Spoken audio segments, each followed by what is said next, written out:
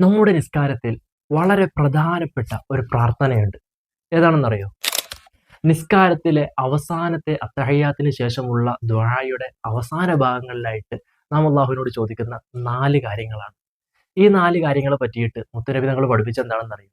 ഇദാ തശഹദ അഹദുക്കും ഫല്യസ്തഇദ് ബില്ലാഹി മിൻ അർബഇൻ.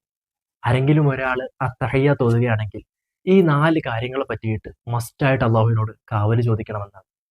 ഏതൊക്കെയാണ് 4 കാര്യങ്ങൾ? 1. ഖബറിന്റെ ശിക്ഷകളെ തൊട്ട് അല്ലാഹുവിനോട് കാവല് ചോദിക്കണം.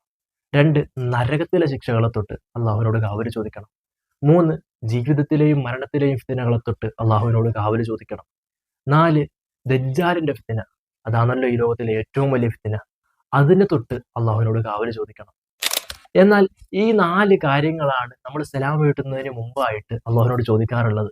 അല്ലാഹുമ്മ ഇന്നി അഊദു ബിക മിൻ അദാബിൽ ഖബ്ർ വമിൻ അദാബിൻ നാർ വമിൻ ഫിത്നത്തിൽ മഹ്യാ വൽ മമാത് വമിൻ ഫിത്നത്തിൽ മസീഹിദ് ദജ്ജാൽ.